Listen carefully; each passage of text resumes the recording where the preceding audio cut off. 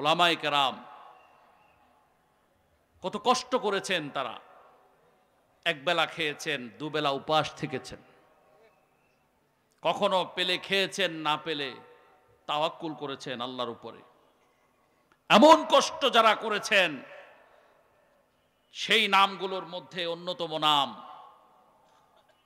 আল্লামা আশিকুর রহমান কাসেমি দামাত বারাকাতুহুম, আল্লামা আবু তাহের জিহাদি দামাত বারাকাতুহুম, আল্লামা আব্দুল হামিদ পীর সাহেব মধুপুর, তিনি অসুস্থ, অ্যাক্সিডেন্ট করেছেন কিছুদিন আগে। তিনি এই মঞ্চে আসার অনেক প্রবল আগ্রহ ছিল, কিন্তু তিনি আসতে পারেননি, কারণ তিনি এখনো পর্যন্ত সুস্থ হতে পারেননি, সুস্থ হয়ে উঠতে পারেননি।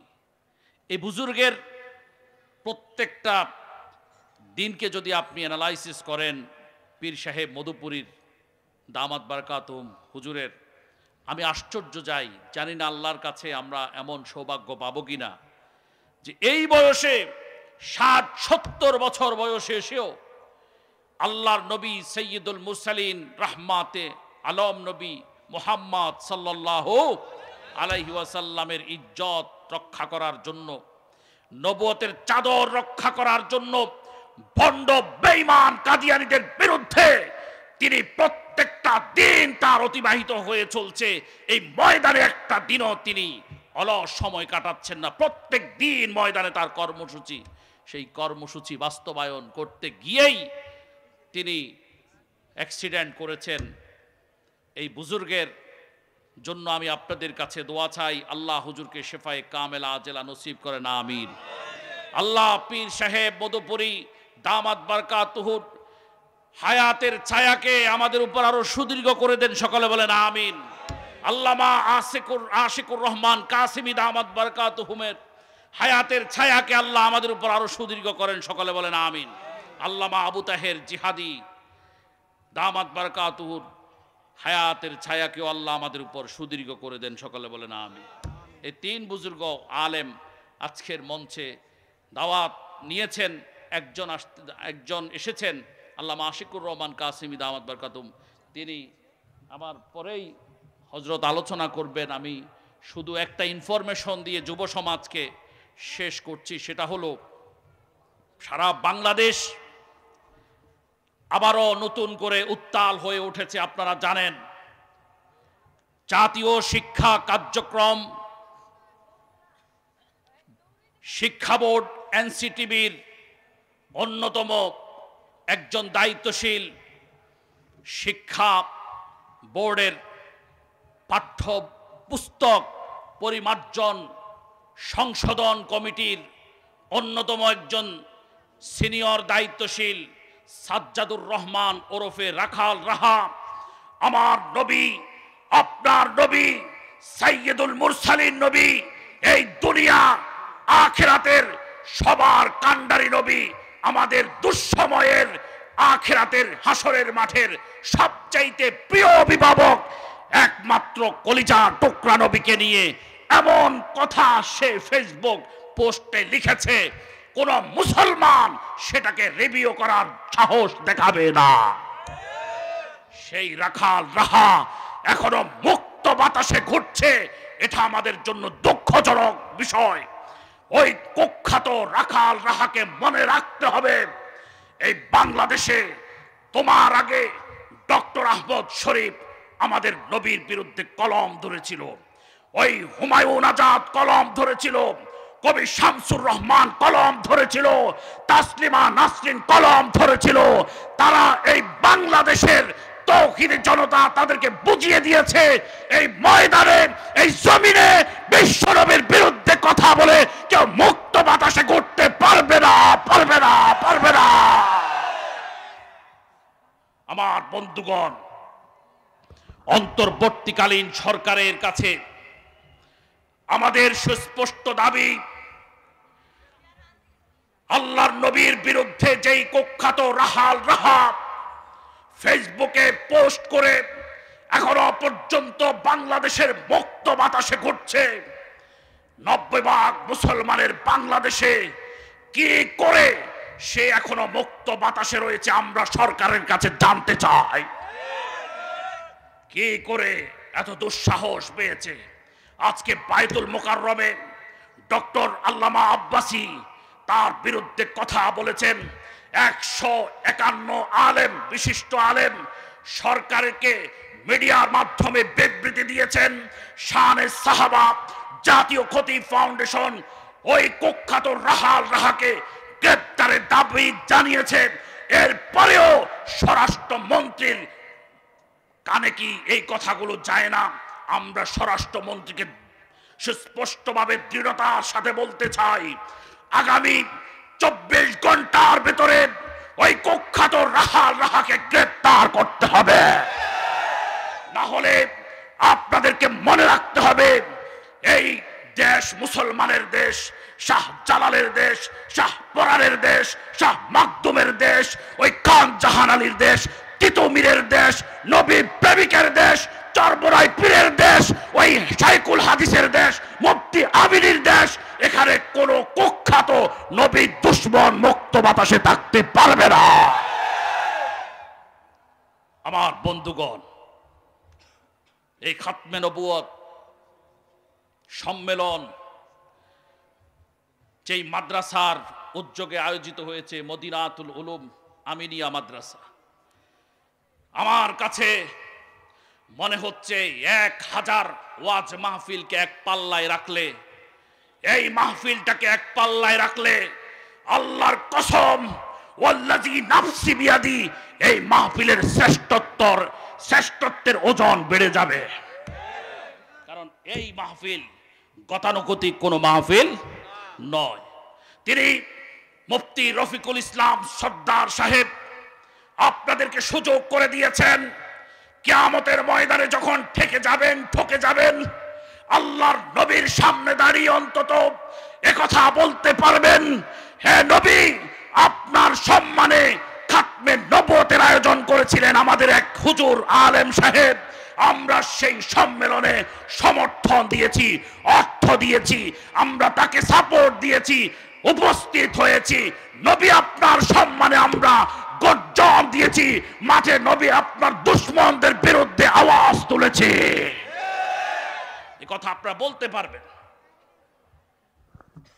এই সুযোগ আপনাদেরকে যেই মাদ্রাসা করে দিয়েছে, যেই মাওলানা সাহেব করে দিয়েছেন, মুফতি সাহেব, মুফতি রফিকুল ইসলাম সর্দার সাহেব, আমি ওনার পক্ষ থেকে আপনাদের কাছে সহযোগিতা কামনা করছি। উনি শানে সাহাবা জাতীয় খতিব ফাউন্ডেশনের কেন্দ্রীয় যুগ্ম মহাসচিব। আর আমাদেরকে যারা সোশ্যাল মিডিয়াতে ফলো করেন, আপনারা জানেন আমাদের কাছে অনেক বড় আলেমের মূল্য আছে। একদিক থেকে তিনি অনেক বড় আলেম, কিন্তু দায়িত্বে দেওয়ার ব্যাপারে কোনো বড় আলেম আমাদের কাছে তেমন গুরুত্বপূর্ণ নন। দায়িত্বের ব্যাপারে কি সে দায়িত্ব? আমাদের কাজ হচ্ছে স্বাধীনতার 53 বছরের ইতিহাসে আমরা দেখেছি স্বাধীনতার স্বাদ অনেকে অনেকভাবে ভোগ করলেও, উপভোগ করলেও, অনুভব করলেও মসজিদের মেম্বারের দায়িত্বরত খতিবরা 53 বছরেও স্বাধীন হতে পারেনি। তারা সুদের বিরুদ্ধে বলতে পারেন না, তারা ঘুষের বিরুদ্ধে বলতে পারেন না, তারা সন্ত্রাসের বিরুদ্ধে কথা বলতে পারেন না, তারা মাদকের বিরুদ্ধে কথা বলতে পারেন না। যখন তারা আল্লাহর নবীর এই প্রকৃত দায়িত্ব দেয়া আমানতের শতভাগ তারা যখন সেই আমানতদারিতার সাথে রক্ষা করে যখন কথা বলতে যান, তখন সমাজের এক শ্রেণীর মুখোশধারী মুনাফেক, মুসলমান নামধারী মুনাফেক তাদেরকে বেইজ্জতি করে ওই মিম্বার থেকে চাটাই করার জন্য উঠে পড়ে লাগে। বিগত দিনে 5,500 এমন কেস আমাদের সংগঠন খতিবদের, সারা বাংলাদেশে অনেক সংগঠন ইমাম খতিবদের আছে। আমি আজকের এই সাভারের হেমায়েতপুরে দাবি করে যাচ্ছি প্রকাশ্যে, সবচাইতে কার্যকর, সবচাইতে অ্যাক্টিভ এবং সবচাইতে বৃহৎ সংগঠন হচ্ছে শানে সাহাবা জাতীয় খতিব ফাউন্ডেশন। কারণ আপনারা দেখেছেন যখনই যেখানেই যেই মাসলাকের, যেই টুপির, যেই কালারের, যেই দলের ইমাম সাহেব, তার উপর যদি অন্যায়ভাবে আক্রমণ করা হয়, তার উপর যদি জুলুম শোষণ নির্যাতন করা হয়, আমরা সেখানে কথা বলেছি, কথা বলছি, কথা বলবো।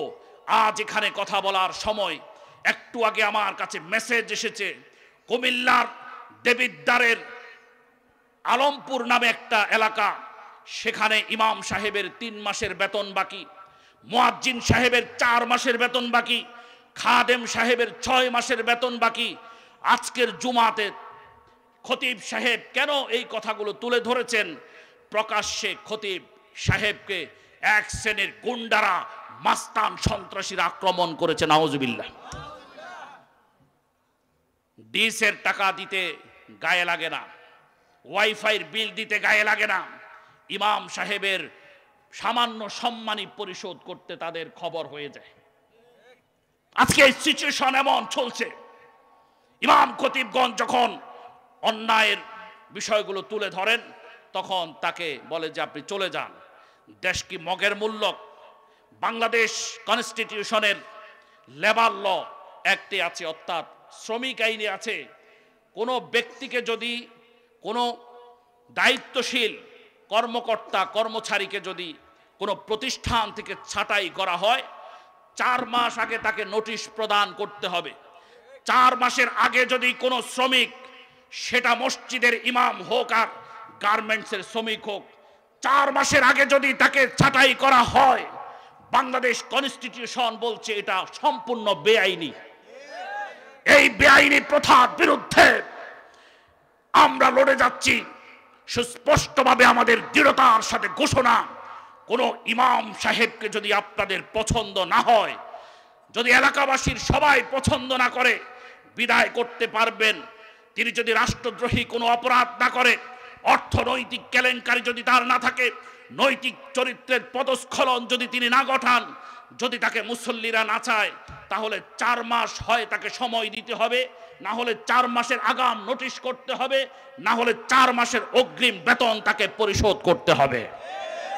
এর আগে যদি এলাকার কোনো হোমরা সোমরা তাকে চাচ্ছে না, মুসল্লিরা 90 ভাগ 80 ভাগ তাকে চায়, কিন্তু এলাকার কোনো হোমরা সোমরা মাস্তান যদি ওই ইমাম সাহেবকে চায় না, এজন্য যদি বিদায় করা হয়, তাহলে শানে সাহাবা জাতীয় খতিব ফাউন্ডেশন দৃঢ়তার সাথে ঘোষণা করছে, ওই 90 ভাগ মুসলমান, 90 ভাগ 80 ভাগ মুসল্লিরা যেই ইমাম খতিবকে চায়, ওই ইমাম খতিবকে কোন বাপের পুত তাকে এককভাবে বিদায় করতে পারবে না। যদি এমন সিচুয়েশন হয়, তাহলে আপনারা আমাদেরকে বলবেন। আমরা ইতোমধ্যে প্রমাণ করেছি এই ধরনের অন্যায় আচরণের কোনো সুযোগ আর বাংলাদেশে হবে না। যদি হয়, তাহলে আপনারা মুফতি রফিকুল ইসলাম সর্দার সাহেবকে জানাবেন, মুফতি আতিকুল্লাহ বিন মাওলানা আতিকুল্লাহ বিন রফিক সাহেবকে জানাবেন। যদি আমাদের সিস্টেম আছে, তাদেরকে বলা আছে, তারা ওসি সাভারকে জানাবেন। যদি ওসি সাভার বিচার না করে, যদি ইউএনও সাভার বিচার না করে, তাহলে এই কেস চলে যাবে ডিসি কার্যালয়ে, পুলিশ সুপারের কার্যালয়ে। পুলিশ সুপার, ডিসি যদি এই ভুক্তভোগী ব্যক্তি ইমামের পক্ষে কাজ না করে, তাহলে আল্লাহর কসম, এই আল্লাহর কোরআন সাক্ষী, এই আল্লাহ সাক্ষী, এই কেস চলে যাবে স্বরাষ্ট্র মন্ত্রণালয়ে, পুলিশের সদর দপ্তরে। আমরা জানতে চাইব কি অপরাধ আমাদের ইমামের। 90 ভাগ মুসল্লি ইমামকে চাওয়ার পরও কেন ইমামকে আতি নেতা, পাতি নেতা, এলাকার হোমরা ছোমরা কি করে বিদায় করতে চায়, কোন কলিজা নিয়ে বিদায় করতে চায়, আমরা তার কলিজাটা দেখার ঘোষণা দিচ্ছি।